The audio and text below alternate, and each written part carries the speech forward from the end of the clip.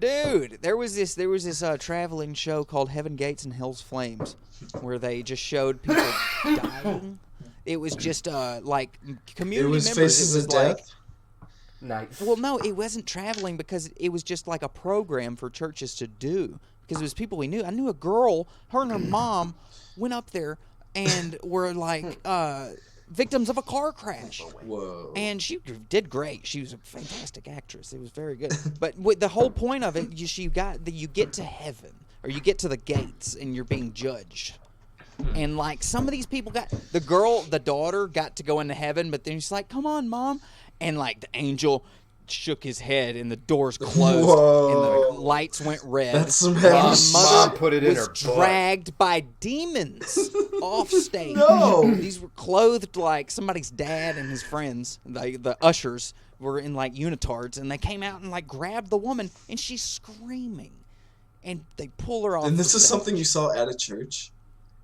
But the girl was hugging Jesus. Like she Feels like one of those things where Ryan like instantly. leans to the person and be like, "Are they gonna kill that girl?" Are they? Yeah, I People didn't are trying to watch. This was at a Like, church.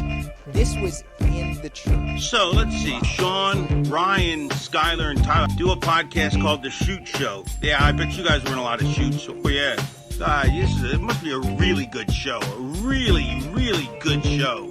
Must have at least, 8 fans? 8, what do virgins like to advertise? What's a virgin advertising demographic? Oh, do you guys like kiss each other's hands? As Don Rickles would say, you hockey pucks.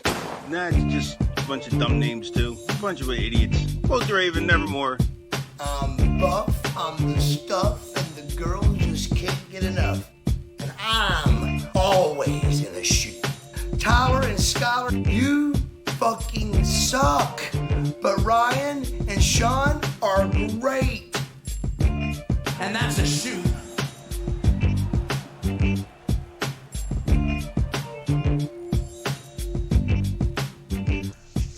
Alright, welcome back everybody to The Shoot Show. This is episode 125.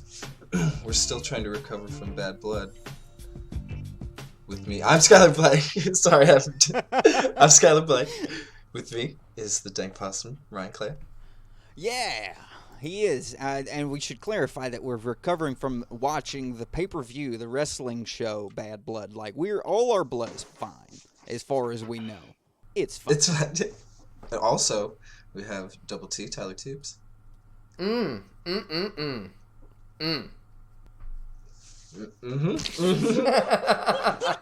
right. This train is Black woman rolling. you work with, number one. It's Friday night, and this train is That's rolling. true. Yeah. Well, we wanted to continue. Good to see you, boys. Let's fuck this shit up. Let's do it. We're staying in 1997, so we're all feeling good. Yeah, lay it out for him, man.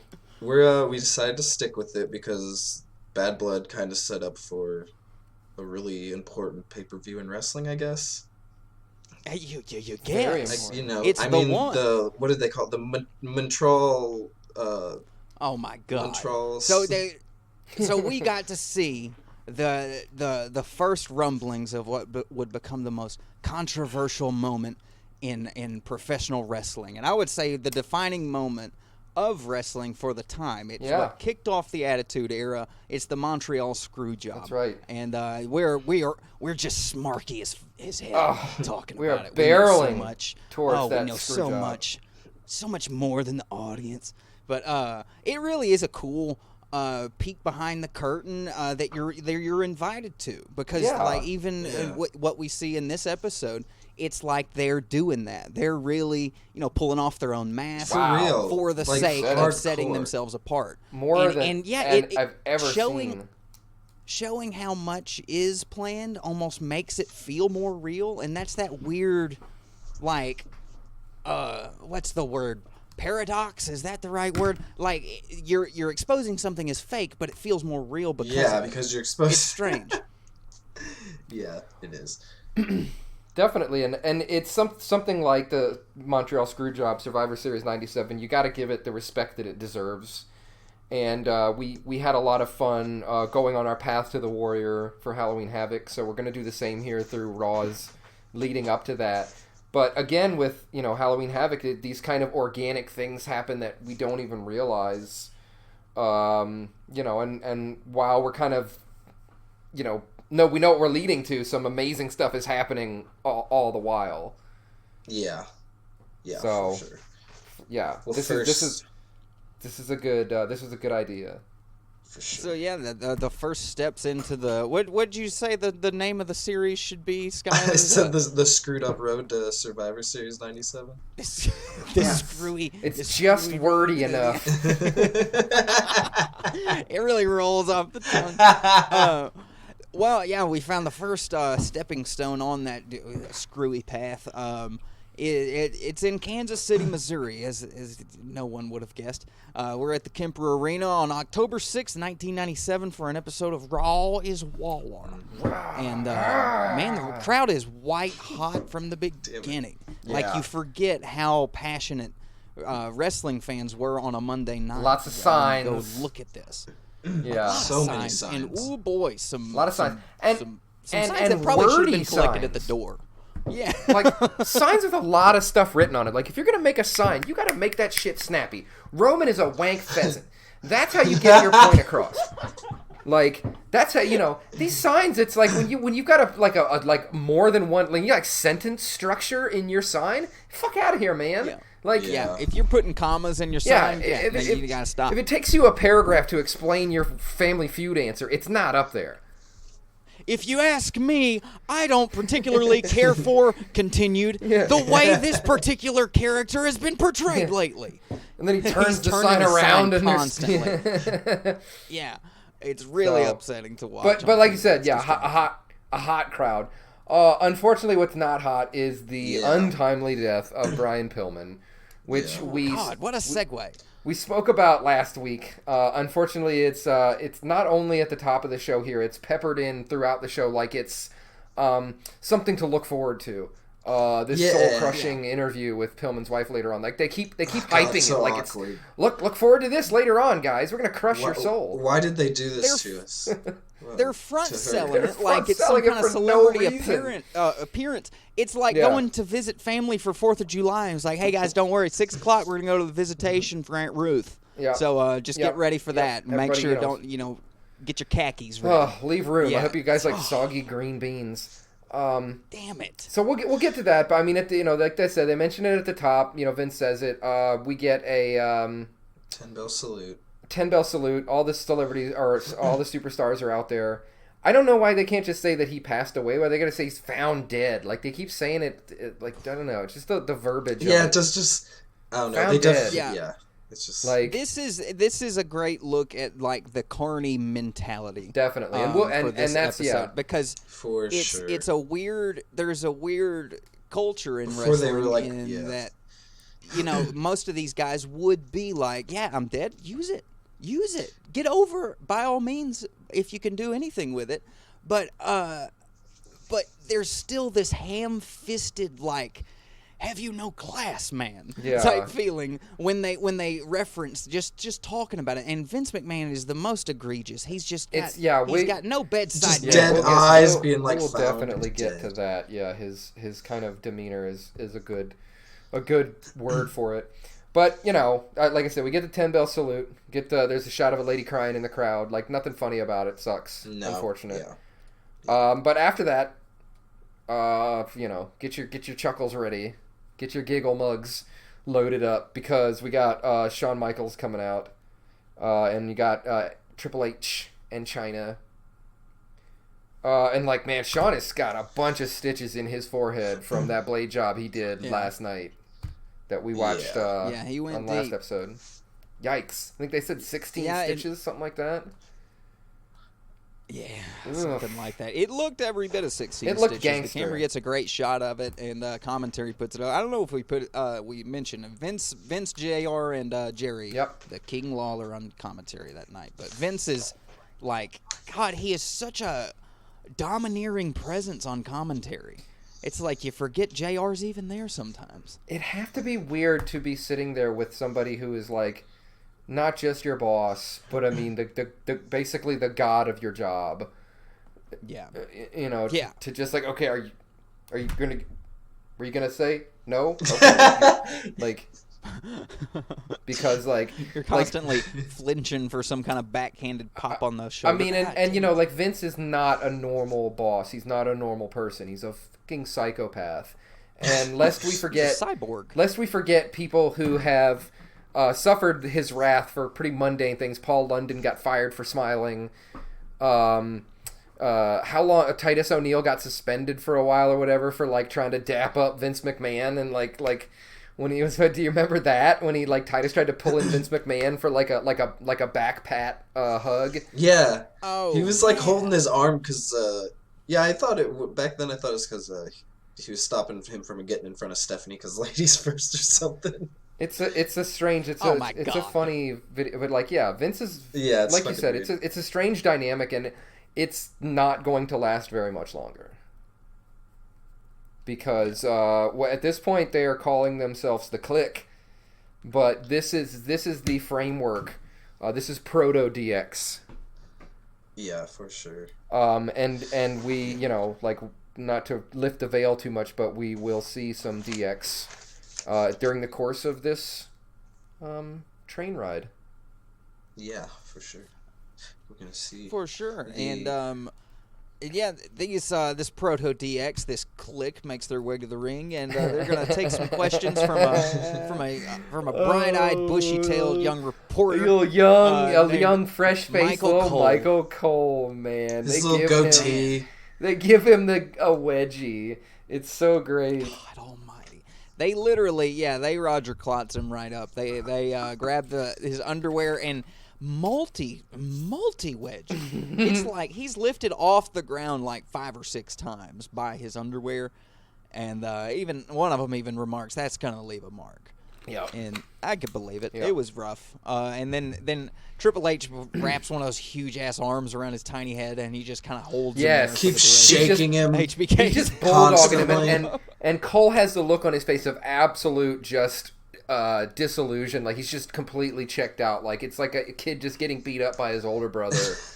They're just like, he's my. It's definitely at happened this backstage point. A lot. He's far away. But Sean says he's not just great. He is an icon. He's declaring himself the icon, which is big in his mind. He wants to see they're yelling at the guys in the back to show the footage of him at Survivor Series of him winning against Undertaker.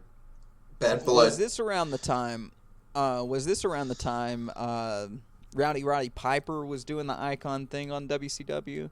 I wonder, and that has to be. That can't be a coincidence. They're both referencing. I know Rowdy Piper had an icon thing. Well, it definitely wouldn't. Seemed like to me it's not out of character for what we're going to see going forward on this episode. For them to be throwing like an indirect or direct shade at WCW. But yeah, that's the footage that gets shown is not Shawn beating Undertaker. The footage that gets shown is fan footage of the curtain call in Madison Square Garden. One of the most was pretty shocking. Iconic moments in wrestling. Yeah, Shawn Michaels, Triple H. Oh, you mean the day the business died? Kevin Nash and Scott Hall embracing in the center of the ring after their last match when Hall and Nash were leaving. It's crazy. Like when I saw this come out, like I didn't really remember this, but seeing this, it's like, whoa, the fourth wall was just obliterated. Yeah, and then they were instantly, because how all night they were referencing Vince being the owner. Like, yes. I mean, they're just going in on Vince. Like, they're going in. Like, they're I bet you didn't think you'd see this again.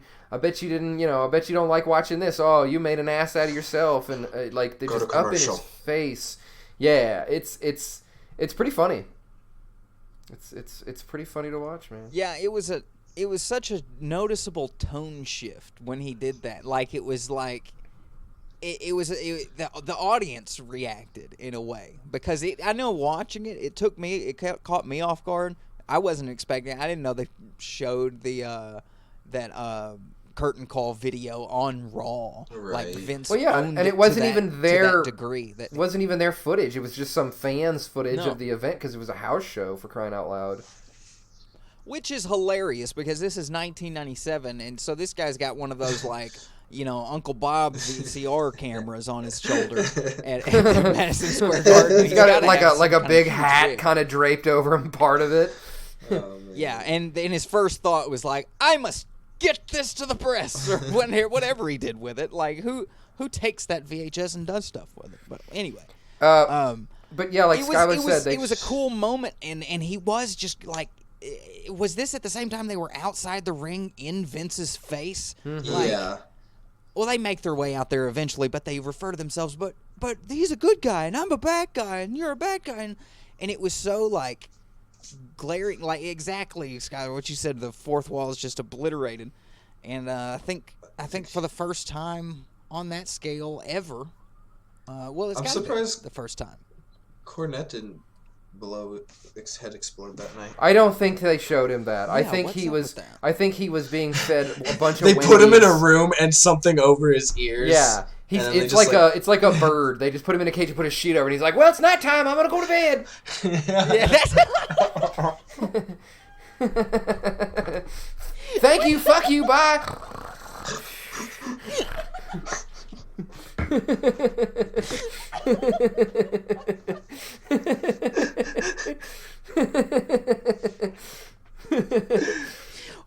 We've got him in the green room with a bag of Wendy's and headphones. That's all we can do. Just turn the lights off and pray. It'll be over in a few minutes. They just open the door and they fling in some like VHS tapes of old matches to him. Oh my God, 84. I said extra mayonnaise, damn it! Yeah. You're spoiling the one of the greatest moments of this whole episode. But yeah, God, this whole segment is like an acid trip. I mean, it's categorically, acrobatically, all of the things that you would never ever do in a wrestling environment. I mean, there's no concept of kayfabe. I mean, they're saying things like burying. I mean, they're using terms and stuff. Like it's crazy. It's really crazy. And they go to commercial. Vince makes them go to commercial. And when they come back from commercial, Sean is still blabbering. Like it is not still going. not slowed him down at all. The whole Hart Foundation shows up. And Bret Hart actually calls them degenerates. Mm-hmm. Which is a really kind of cool. It's like, oh, he said the thing. Like he just said it, man. Like, he said the thing on the thing. But that's not the only thing he says. Man, he says a lot more. I'm really surprised that in night. So I guess it's just one of those things. Like he says that all the H's in their names, like a Triple H and HBK, all stand for homo. Yeah, and it noticeably like you got to argue the efficacy of it because it got Triple H's attention immediately, well, nothing, and he refuted it directly. He says, "I'm no queer." Yeah, he says, "Oh, I'm not queer." Oh, 97. Like, no. It was real quick, just back, and you go like, "What? Hey, what?" Yeah, it was That's not true. Boys, like, what did we just like? Yeah, and just calm like down I just here. imagine like, boy, Vince is squeezing some thighs. Yeah. Like, and he is is it. reaching over. Yeah. This is it. Jim We're doing Ross's it. thigh is purple. This is it. We're right doing now. it He because can't feel his toes. Because like you can. I know that obviously this is scripted to a certain degree. Obviously they know what is going to be said. They know this is going to happen, but I don't feel like. I don't feel like they ever knew exactly how far Shawn and Triple H were going to take it. And I feel like they tried to push it. And I think they probably did a lot of things that they were not told to do. And a lot of wrestlers have said, the old adage is it's easier to ask for forgiveness than permission. Yeah. And I think that's really on display here. Especially right now when the rebellious thing is just the coolest damn thing in the world. You got to have the bad boy look. And Bret goes on to paint the picture for everybody. He says, Shawn Michaels, you might have barebacked your way into a main event at a pay-per-view, but I still make more money than everybody in that ring. Shawn Michaels and Triple H are very offended by that. China's like, yeah, this is probably about right. And Bret Hart And I think he might. I don't think he said anything else of substance really worth mentioning. But I know that he went to drop the microphone. He said he was going to beat his scrawny little. Oh, sorry. Oh yeah, you're right. Damn it. Well, I'm already halfway through it. Shawn Michaels or Bret Hart has microphone respect. He doesn't drop the microphone. He bends over and places it like a good kid. That was so. I appreciated seeing that because I hate to see. I don't want to hurt nice your guys' Shure ears with that. SM86 or whatever. Like, sorry, go to waste. Sorry, I'm gonna set. Don't this want to hurt down your ears here. with that loud pop it makes when you throw it. So I'm gonna sit it down. But Did you notice that Bret came out and immediately called Shawn Michaels boy toy, even though his song just said he's not the boy toy. Bret, you bastard. You son of a gun. Boy toy. It was funny because Triple H and Shawn Michaels were reacting in a way that, like, if somebody was doing that to you, just the infuriating. Dude, everything that Bret Hart was saying that was going, oh, really? Oh, I'm so disgraceful. Oh yeah, like, he called him. It was sarcasm on a level that would incite violence from like a grandmother. Yeah, but I was yeah, thinking the same that's how thing you work watching Shawn somebody Michaels. else. I was like, I wanted to punch Shawn Michaels. I'm like, quit being rude. Right? Just stop making the stupid faces. I don't know, and I guess this wasn't the first time, but this had to be one of the first times that they did a. I got two words for you, suck it. But I don't know when the first of those was, but this has to be like a very early of them doing that, saying that. I'm not sure. Yeah. Yeah, it wasn't a booming participation from the audience like it would come to be so soon. After that, eventually, we get to the action. We get to why we were here. Oh. Real wrestling. We get this is a rematch from last night with a bit of a twist. We've got the Headbangers versus the Godwins in a non-title lumberjack match. Ooh. Yeah, the Godwins had just won the title the night before at Bad Blood. Bad Blood. And, yeah, this is not for the title, but damn it, we got to see more of them boys from Bitters, Arkansas, which doesn't exist. I think Toad Suck is way better. Yeah, man, Toad Suck, flipping. You got Yellville, which is fun. Danville, I don't know who Dan. There's one that's called Toilette. It looks like toilet. You'll say toilet when you see it on the side. Moist towelette. And the only people that the fans give a shit about in this whole match are LOD, who are two of the lumberjacks. Their fans are chanting LOD at one point, like they don't care about the match going on for the most part. And it's a bit of a schmozz anyway, because you've got a lot of lumberjacks out there. You got a lot of dudes. I didn't even try to keep track of who everybody was. Yeah, it was like the Billy Nation Gunn. of Domination. Yeah, Nation was there. Who was the group that was like Kurgan was in there? Like he was the biker guys out there? Yeah, the Disciples of Apocalypse were out there. In green shirts. Yeah, Kurgan was one of them. The big tall guy. I'm trying to remember. That was like a. Cyrus used to manage those guys. Yeah.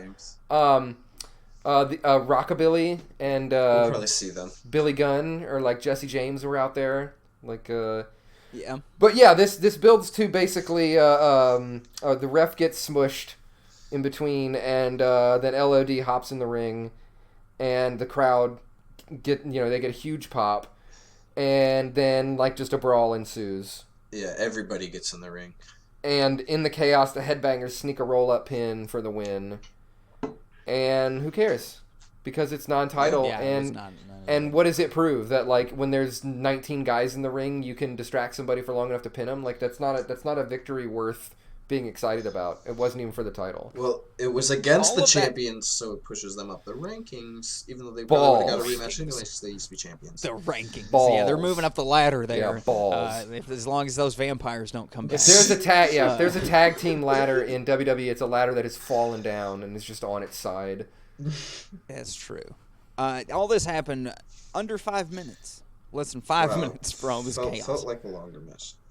But after this is the first time that we get a shot of Brian Pillman's house, where they start pushing the interview that's coming up later that we all be real excited about, where we exploit his wife, his recently widowed wife. The house. I'm not. Like within So 48 terrible. hours. No, it was not like a very day. recent. Yeah. I'm not saying that it was, but the house just looked so fake. Like it just maybe it was just the way that houses were back then, but it looked like a stage. I don't know. Well, and lights. You bring in a bunch of Yeah, lights, that's probably and what it it looks is. Yeah, that's like- probably what it is. Yeah.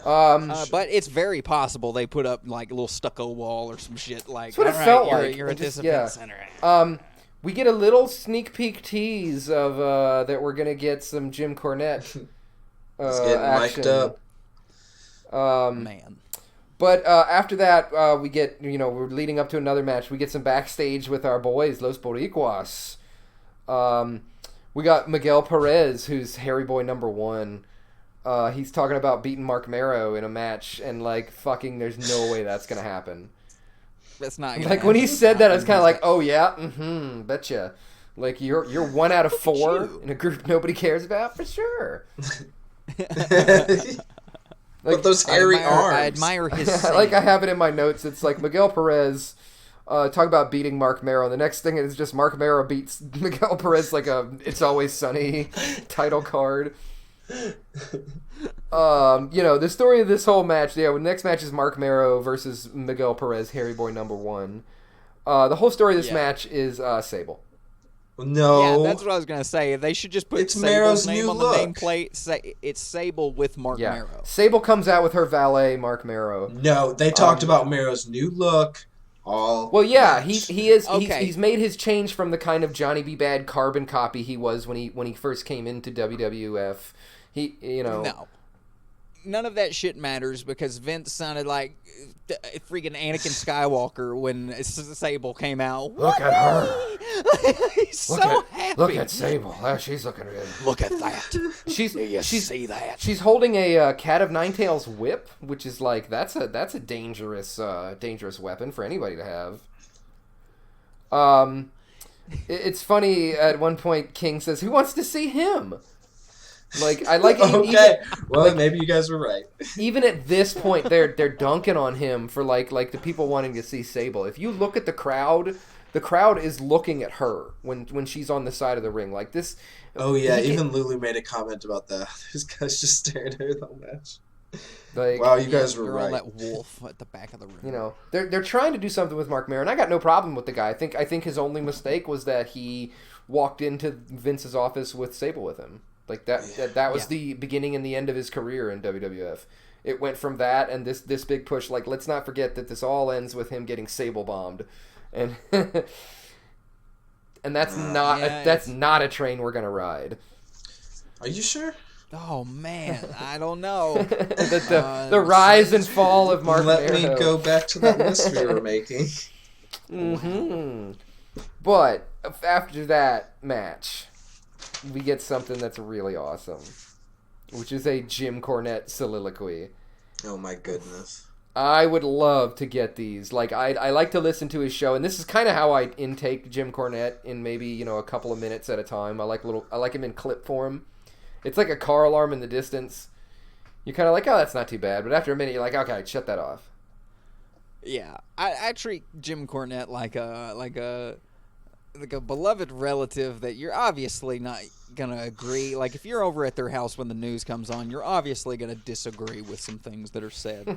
But he's so damn entertaining about the small things that you just can't help but love him. And in 1997, he was a boiling teapot. Dude. And he was he had to release steam in some way or he was going to explode. Can we put him on TV for 3 minutes to get him to shut up? So they He just is put him on weaponized TV. here. It's like release the valve and This is, I mean, yeah, this so is you like don't freaking bring a gun to work. this is like Vince being like, we're mad at Kevin Nash and Scott Hall and Sean Waltman for going to WCW, so we're just gonna let Jim absolutely bury them. And I don't know how long this segment was because I was just enthralled by it so much. For real. But he fucking buries. This is a hit job, man. Like, he throws so much shade on Nash Hall, Sean Waltman, and Eric Bischoff. Man, he goes off on Bischoff. We need to find out if this is just somewhere on YouTube and post this, because this rant it's amazing. Yeah, and I almost suggested that we insert the audio of this rant in its entirety, but it's like 4 or 5 minutes. I don't know if it's that long. I mean, it might be. But you're right. I don't think it's that long, but it's fucking, no idea how good long rant. At one point, I was like, that's probably too long. But yeah, well, I encourage you to look up Jim Cornette. I believe in the first of these, this became a recurring segment because it was so damn good. Did anybody have any quotes that they remembered? Well, yeah, when he's talking about Arn Anderson, direct, like, verbatim quotes. No, I just remembered him talking about Sean Waldman. Like, did anyone else wonder why? He's the only one that got released during. It is 3 minutes and 22 war. seconds long. Ooh. I just found it on YouTube, so I will clip it in, so we can talk about it like people have just seen it. But it is I like that he says that it's, he's throwing shade on NWO for being childish and immature and stuff, and it's like that's like what we were saying earlier. It's like, buddy, did you see the beginning of this show? Because the beginning of this show is Shawn Michaels at his absolute most childish and immature, and everything that he's saying about Kevin Nash, you could insert Shawn Michaels' name other than going to WCW.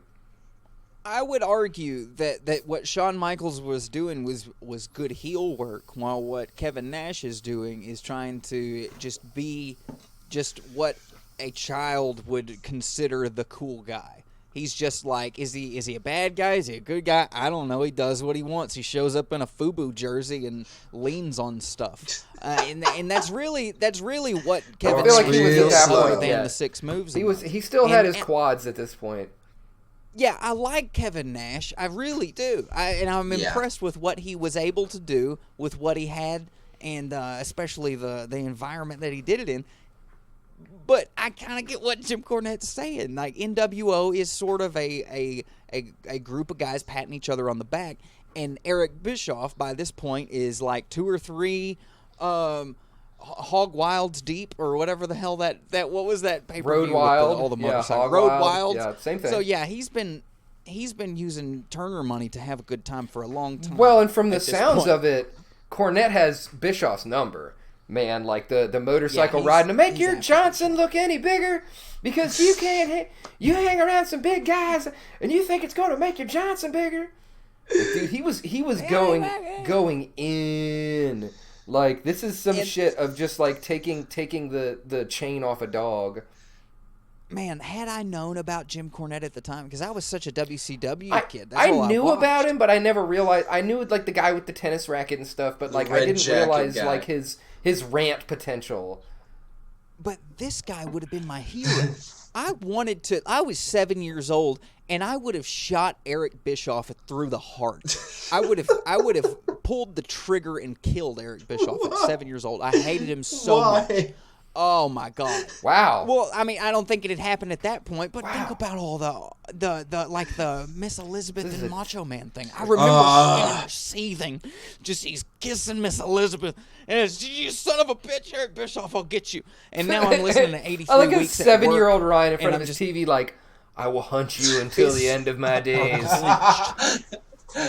Hell's fury, Hell's heart. I swore it was that day. And I put a jihad on him. I put a jihad on all of them. Classic Team Bischoff, America. Hell yeah! I've come to become a huge Eric Bischoff fan from Eric. Oh, you gotta love the guy. I mean, like he knew how to be a villain. Yeah. But yeah, that's what I'm saying. In 1997, there was nobody who did a hateable douchebag Booker guy better than Eric Bischoff. He had that leather jacket. He was kind of good looking. That smile. He was very good looking, if I'm honest with myself. He had the great hair. It's just upsetting. He was like a black belt. Don't you say Eric Bischoff was not a good looking guy. He was a good looking guy. But, you want to talk about, like, authority figures that are dangerous. We might have one on our hands here in WWF before too long in the form of Mr. McMahon. No, God. No chance. But, just faintly in the background. we go from... Yeah, it's always got to be played. We go from the just, like, devastation, scorched earth carpet bomb that Cornette lays down to a pretty interesting match that, is It's British Bulldog versus Rocky Maivia. Who? One of the lower ranking guys in the nation. He's not D'Lo. Everybody loves D'Lo. He's handsome. I'll give him that. He does have a hands. He's got a good. I like the cut of his jib. This isn't a bad match. I was always a fan of the British Bulldog. I didn't really see the potential in Rocky at this point. Like, they hadn't really given him the chance to shine. So, looking back, it's easy to see it. But like at that point, we were just like, okay, yeah, he's just a guy who got into the nation. Yeah. This was a weird match, though, because The Rock was dominating the whole 3 minutes of the match, and then Bulldog just hit, like, one move and pinned him. Bulldog's a tough guy, man. But yeah, Bulldog gets the win, and the Hart Foundation get in and start celebrating, and Farouk runs in and starts whipping them with a belt, and it looks like it's in fast forward. I mean, he's just like whap, whap, whap, whap, whap, whap, whap, whap, whap. Like he has whipped each one of them probably a good 12 to 13 times before they even realize what's happening. Like, I believe they call that a good tan. It's he tans all of their hides damn near in an instant. Like, I had to back it up and watch it a couple of times because he just teleports in there, and he's just. Is there a more like pissed off dad that you and your friends just woke up from his nap than freaking Farouk? Yikes! At this point, he comes out. His hair is kind of crazy. His eyes are definitely crazy. He's got his belt. Oh my God! Yeah, you don't want to wake Dad up. And we have not seen the last of Farouk. And honestly, we've not seen the best of him tonight. Not at all. Because if like we'll get to that.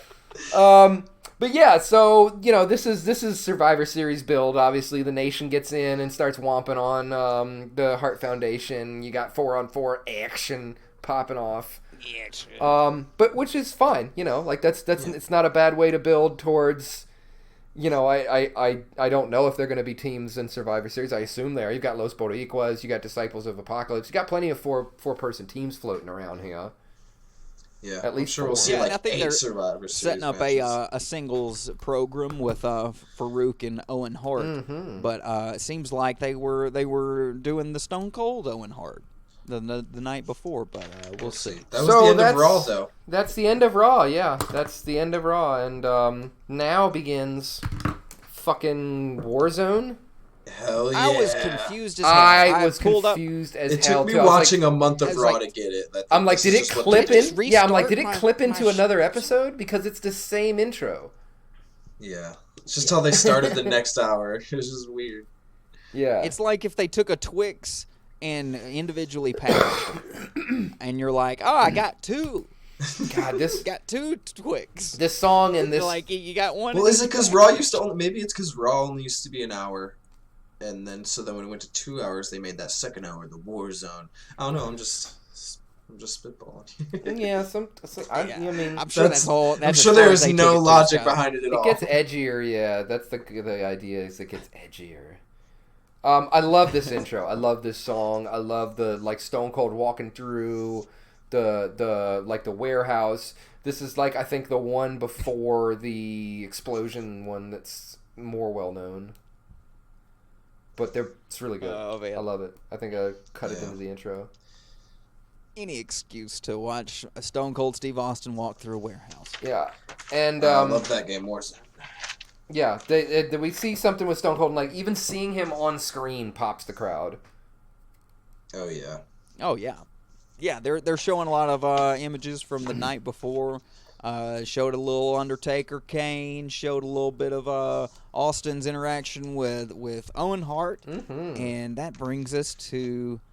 I believe this is when Stone Cold comes out himself. Yeah, you got some. Yeah, boy, and that's when you get to hear the freaking bomb go off. Man, talk about a crowd popping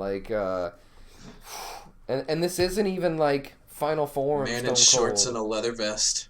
Yeah, and a hat. I love it.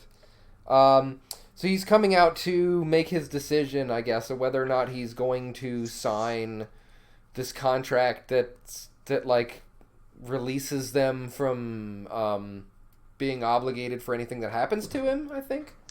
Yeah, because he wants to fight Owens so bad, they want to like make him sign a paper that if he gets hurt again, he can't sue them or anything because he's not completely medically cleared because of his neck. Man, he is in rare form. This is like, you know, they call him the Rattlesnake, and a lot of times, sometimes nicknames are just, yeah, okay, you know, he's a tough guy, whatever. But it's like if everything you say, it's like, man, he's coiled up, and he's just like, you know, it doesn't matter whether he agrees with what you say or not. It's like, well, hell yeah, you're right, you dumb son of a bitch. Like, if you're right, he's still gonna be angry at you. Like, Yeah. Yeah, if you bring him a present, of course I want that damn present. Give it here. And he's like, okay, God, all right. and anytime he finishes talking, just accept, know and believe that he is about to stun everybody within like a 6-foot range. It's and so everybody's good. just there for it. Just wait. As if they're surprised. it's so good. He man. won't do it to me. I've done nothing to him. Yeah. He so- comes by. Oh, go ahead. Well, he's not going to sign. You know, he's got it, and he wants something in exchange for signing it. And what he wants is a match. He wants a match with Owen Hart for that IC belt. But he's not a dummy, and he's not just gonna. Vince's handshake doesn't mean anything. Vince puts his hand out, and Austin just kind of like points at the hand for a couple of seconds, and just like, yeah, you go ahead and put that thing down, you dumb bastard. You put it in your pocket or wipe your ass with it. It's so good. But yeah, so he's not going to sign. He wants Vince to get him a contract and sign it, and then he'll sign this thing. But that is interrupted. And Tough times. It's interrupted by Farouk, who I think misses his cue and starts yelling over Stone Cold. But Stone Cold says, you know, that's the bottom line because Stone Cold said so. And Farouk cuts in and he says, no, let me tell you what the bottom line is. I'm going to kick your honky ass. Ooh. And I popped out of my seat because it's so fun. 97, man. Kick your honky ass. You damn honky. Yeah, man. Okay. Honky's fun. That's a fun one. Yeah, he gives an impassioned promo. Yeah, he with him does. and the He gives almost a Dusty Nation. Rhodes. Tough times. Yeah. You don't know what it it's was hard like times, Daddy. to fight with your brothers to see which one is going to get to put on the jacket to go out in the cold. That's so funny, damn it. Or to, you know, watch your brothers and sisters not open their He Christmas said- presents because they don't exist. That ain't tough. You know what's tough? Eating greens with your hands because there ain't enough forks to go around. That's tough. Yes. Eating collard greens You know what's with tough? hands. Watching your sisters cry because they didn't get a new bike like everyone else for Christmas. Reminds me of the old guy in Raising Arizona in the jail cell to be like, when we didn't have any fish, we ate sand.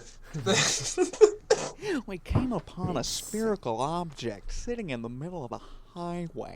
But yeah, like you said, Farouk delivers like a honestly like impassioned speech, and it really It was speaks really good. a lot. Even like around here, you can tell that like they're not scripted.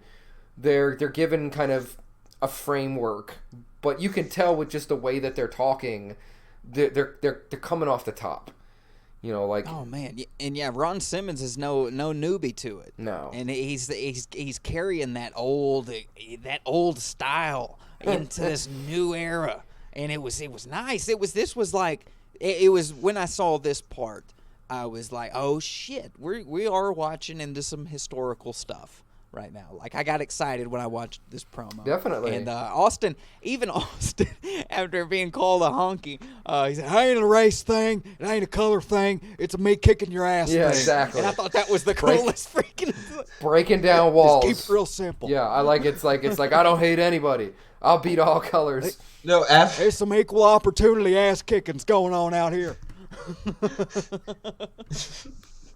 I just loved after But his I- heartfelt speech, Stone Cold was instantly like, "Shut the hell up." Yeah. I don't care about none of that. I don't eat greens. And then he went over and got Lawler's crown and God. fucking was gonna kick it, and then like, no, I'll tell you what's one better. I'm gonna get into the ring and kick it, and he drop kicks it into like the third row, and fucking Donkey Lips catches it. No, it's like he goes, he's gonna kick it from ringside, and that's exactly his thought. I was like, I don't know if I can clear the barrier. Let me get up in there, and it's like a side foot punt. It is, and it's like an onside kick that he does. Like it's a great like fall tumble, and it goes maybe into the fourth row. And then like we get to see the guy who's immediately got it on Love and Life, like king of the night. Pass it down to your grandchildren, my friend. That is a Yeah. freaking relic. And watch him as he's celebrating. He is so in the moment that, but he's not trusting the people around him. He's got his hand on the crowd. As he's cheering, he's like, "Oh God, somebody's gonna snatch this off my head. I'll never see it That's again." wise. Yeah, it's very smart. I hope this man still has it. King looks genuinely annoyed by that. Yeah. Oh, yeah, he doesn't need to. Like- Because what are you gonna do? Go get it back? Well, honestly, I imagine those things cost him about 48 cents, and he buys them out of like one of those Oriental trading catalogs. Yeah. Oh, for sure. But this is just fantastic segment from start to finish. Like, Austin is absolute gold. I mean, he is... It's not fair to compare him to many people, like what he's got here and what he's building to. Like, it's crazy because, I mean, at this point, he's going for the IC belt. Mm-hmm. Yeah. And he is yeah. over. Like... And that's what's so interesting. If you look right now, all of the champions are heels right now. Bret Hart, I think the Godwins are the tag champs. I think they're heels. Owen Hart. Shawn Michaels, European champion. Owen Hart. Owen Hart is the Intercontinental champion. Yep. So they're bringing so much legitimacy to every damn championship they have. Agreed. And that's the beauty of somebody like Stone Cold is not only do you get it on the front side with Stone Cold coming out, you get that huge pop. People love it. They're so happy. But then he's revved up the crowd and got them so excited that whatever you follow it with is guaranteed to land. And he's just such a great utility. And what do they follow it with? They follow it with another hype for the Brian Pillman's Widow segment.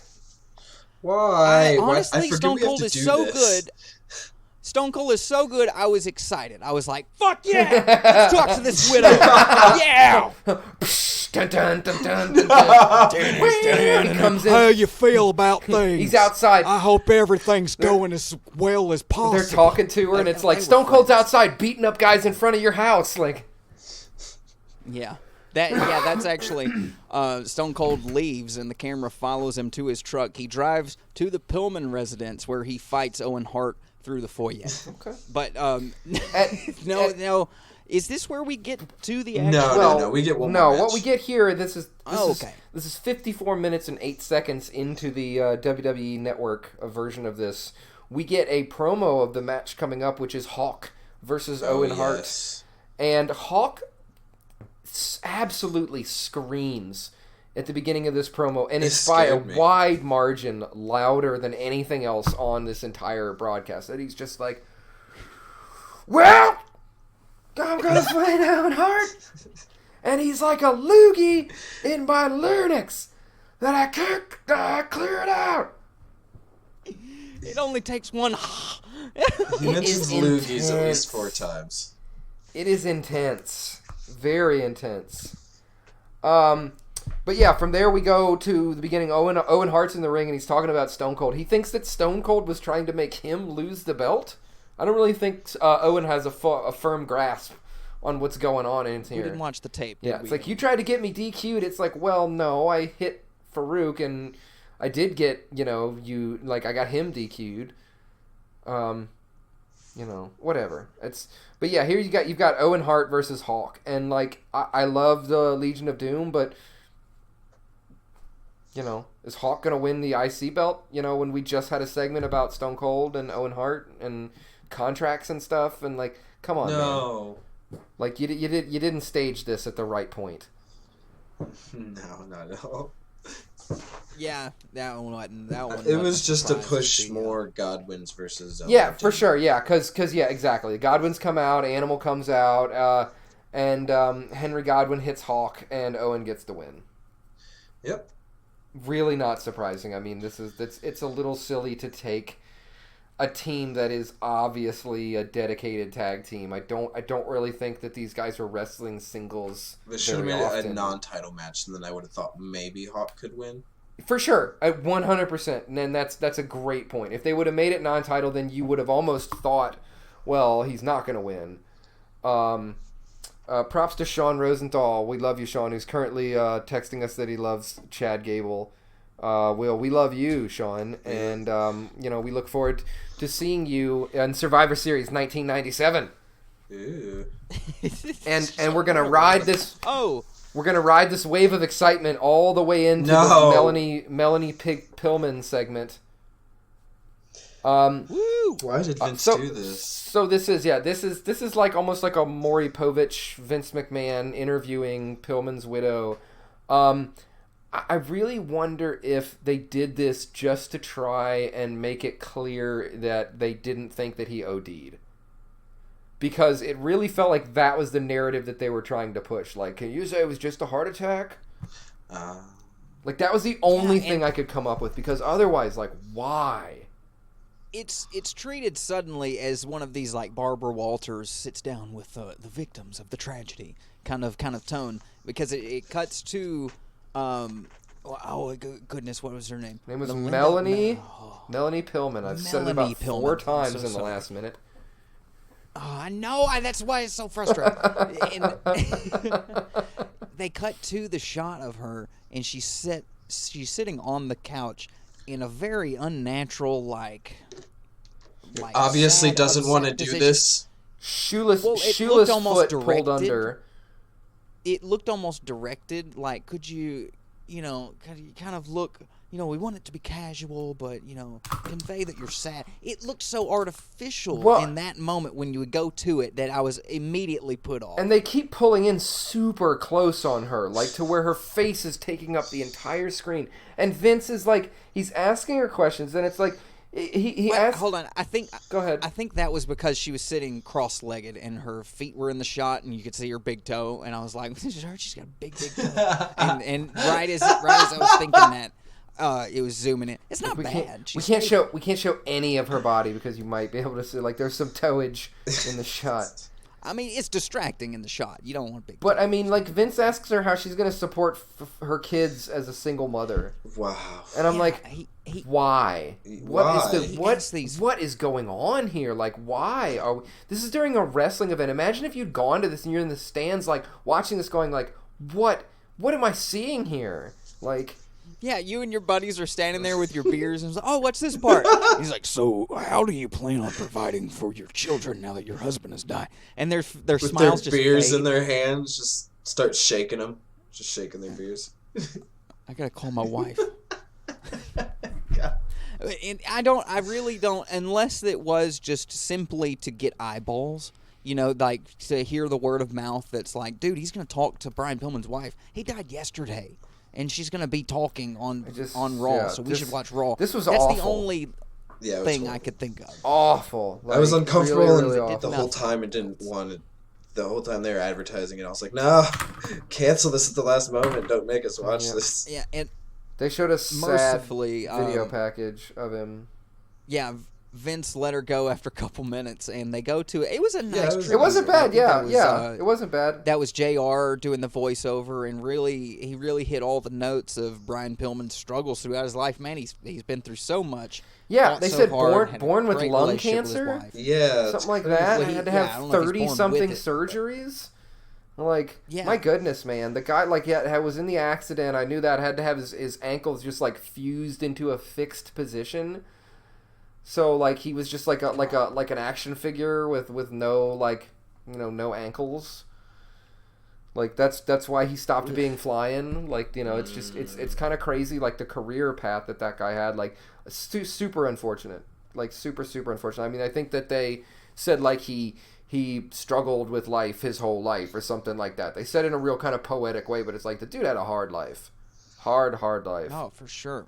And professional wrestling is one of the hardest ways to make a living, so he didn't do himself any favors. No. But yeah, we go back and King and JR's somber moment. King's complimenting JR on having his voiceover and the video package and stuff like that. And that's pretty much it. Then they start they kind of talk about Shawn Michaels and we're back. We're back to wrestling. Back to wrestling. All right, enough with that depressing shit. Yeah, wipe it. Here we go. We got the do they name Jeff? And Yeah, Matt yeah. Hardy? Oh, yeah. Well, they don't say their Okay. names. They say the Hardy Boys. They don't. They say But Matt's name they do one time, but they never say And they Jeff. do say Jeff. Yeah, they do say Jeff. But his 'Cause pants I was said listening. Nero on the side. Well, his which I thought pants was did say fucking Nero, and weird. I was listening to hear if they were going to say Nero, but Yeah, they do say same. Jeff. This is Okay. Jeff and Matt Hardy in 1997. They don't really have any kind of gimmick other than they are Jeff and Matt Hardy. They are jobbers. Yep, a little flashy. Already Brightly colored. already in the ring. Like you said, Jeff has Nero down the side of his pants. Matt has Matt. Which I So thought I was don't pretty know. cool the brother Nero shit. Didn't And they're going to be wrestling the Truth Commission. What's his middle name? But the Truth Commission does not come out. What comes out is Kane. We get the creepy It's organ. gotta be. That old music it used to creep me out when I was little, but I fucking love it so much now. The organs at the beginning, they're so loud. And, Yeah, so this is Kane. We saw his debut last week, which was last night. And like this is all we've seen of him at this point. Like he walks in, gets into the ring, he does his explosion of the the ring posts, which gets a legitimate kind of yelp of surprise out of JR, which is kind of funny. Oh. He never gets used to it. But yeah, he gets Matt and Jeff in double choke slams. Throws Matt Jeff over. throws Matt out, and then gorilla presses Jeff and tosses him out onto Matt. And He they land violently hard. throws him. Yeah, they land hard. And then Paul Bearer yells a whole bunch of high pitched stuff. He says, "Make fun of the fat man." Yeah, that's right. I did write that. Paul Bearer tells us to laugh at him because he's fat. They wanted Get a out lot front. of. They were really loving showing off Kane. Well, and They were zooming in on that mask, which I liked. I Yeah. was enjoying seeing the fucking how. I love that we mask. talked about I mentioned how tight of an angle they were pulling on Pillman's wife. It's like, dude, they were literally like going in so far on Kane's face, it was losing focus because they were trying to zoom in on his eye, but the mask wasn't quite seated right on his face. So they So had to his like go eye was- under. Yeah, it was a little kind of off. You could but good stuff. Oh yeah, they do zoom in right on his face because they probably somebody was in the camera guy's ears like, oh, get the eye, and he zooms in, not the regular eye, get the white eye, you stupid asshole. And then it's oh shit, and then he's in the wrong angle to get it. He's like, I can kind of see it, I got a little bit of it. The white eye, you fucking idiot. Damn it! Yeah, Kevin Dunn is shrieking into his mouth. Get the fucking white eye. So, but that was fun. It's really awesome to see. Kane is so new and so kind of unknown that like everything he's doing is pretty bad. Yeah, did you see the sign? Like it had Kane, but it was spelled wrong. It was the C-A-I-N. Nah, somebody reads the Bible. Somebody in the crowd had a sign that said that. Yeah. Oh, nice. Yeah, gotta love the like kind of nascent internet days of '97 when like, unless somebody had written it on like their GeoCities page, or, like, They've only heard it. Yeah, exactly. Yeah, Kane, it was. his They brother's only name is heard him Kane? at Oh. Bad Blood being like, "Kane, it's Kane." Yeah, I would assume CAIN as well. It feels like a biblical thing. For sure. But The that brother. brings us to our main event. Does it? Was that right after that? I wrote Paul Heyman in my notes instead of Paul Yep. Bearer. Paul Heyman. Nice. Yeah, we've got Triple H versus Bret Hart. His yeah. Triple H is still coming out to Ode to Joy, Yeah, definitely the not as good song? as trying to play the game. which is kind of funny because he's like right on the cusp. Like even that's like like Bret Hart saying, "Oh, you're degenerates" and stuff, but it's like he still looks like a lost member of the Mean Street Posse. You know, he Yeah. looks like Yeah. a guy from the streets of Greenwich. Like he's got a Exactly. you know, like a real nice sweater on and stuff. Like I say, he's coming out to Ode to Joy. He's still in like Hunter Hearst Helmsley mode. He does the little bow thing, but then he ends it with a suck it chop. So funny. Wow. Like It's marrying the two. he's in a chrysalis. Yeah, he's about to emerge from his cocoon as the game. Maybe that's what we need to do. Make you guys watch the evolution of the game. Dude, that would be like a 96 episode. I know. Make a separate podcast. Nobody would listen. So yeah, this is this match starts with about 8 to 9 minutes to go on the show, so it's gonna have basically be fuckery for the most part. Yeah. HBK wanders down and kind of blows his nose on the Canadian flag a little bit, but then just kind of rolls it up and sticks it into his nose so that it's free, like hanging inside of his nose. And he's acting like as he walks away, it's pulling him back, which is just supremely insulting and rude. He's a gifted mind. He really knows how to get under your skin. He knows how to piss you off. Shawn Michaels so talented. Yeah, imagine if somebody did that to the American flag. People would be losing their minds. So it's like it's such a funny move for him to do. Did we say it was Triple H versus Bret Hart? Just. Okay, sorry. Oh, we definitely said that. But yeah, then the Hart Foundation comes out. Chyna comes out. She distracts Bret out when he's outside of the ring. Shawn Michaels hits some sweet chin music, which is pretty cool. He got a really good one in. And he lays Bret out. And the ref does a fairly quick count. Fastest count I've ever to seen. 10, and Triple H gets the win by count out. Yeah, he did. Which is kind of surprising. Yeah, I was not expecting that at all. I really figured that, considering that they're trying to build. I mean, it was still fuckery, but I figured that Bret Hart was going to get the win. Yeah, was this the only time they had wrestled? That's the only time I can remember Triple H and Probably Bret Hart. in very recent, but I'm sure maybe not. You might be right. Man, if this Bret Hart could have wrestled like 2002 Triple H or like 2004 Triple H, something just a little bit when he was firmly into the game. He was the cerebral assassin. Oh man, that would have been awesome. Yeah. Once he had gotten the golden shovel and hey, exactly, sledgehammer. Yeah. Okay, yeah. Okay, so was it Cena who had the golden shovel? I don't know. So yeah, that's how we end. We run out of time in the middle of the action, the way a good wrestling show should. Yep, it just we get the abruptly cuts off. Production tag and we're out, and then Dad's changing the channel. Son of a bitch. Yep. But it gets a person excited. That sells pay-per-views. And right now we're building up to a big one at Survivor Series. They are Series. selling this pay-per-view. Honestly, I know what happens, and I still am like, fuck yeah, we're going to hate to see this Survivor Series. This is dope, man. Fucking Los Boricuas are going to be there. It's going to be awesome. Disciples of appendages are going to be there. Disciples of appendages. We got arms, legs. Everything. Oh, they're all there. And both of them at the same time.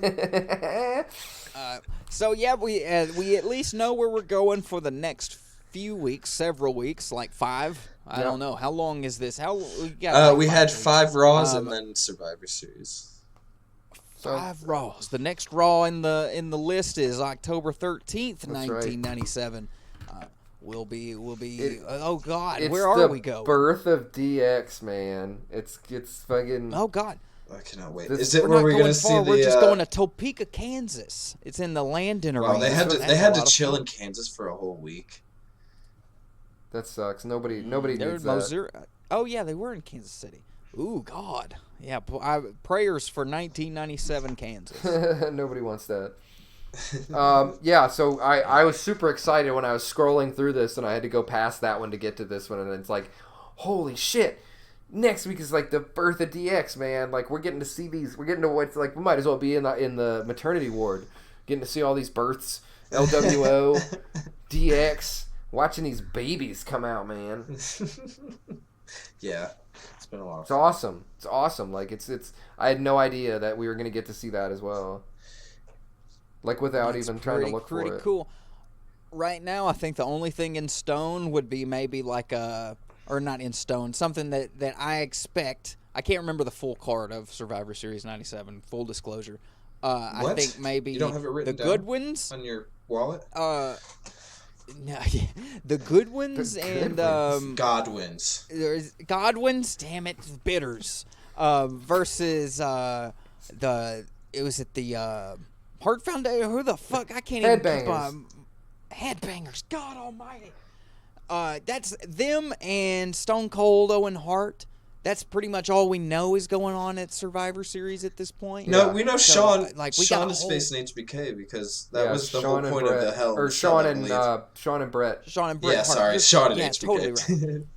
I didn't know if that was solidified at this point. Well, but that's- he did say, that was, he says, I got you at Survivor Yeah, Series. the Hell in a Cell match from last week was to determine that. Yeah.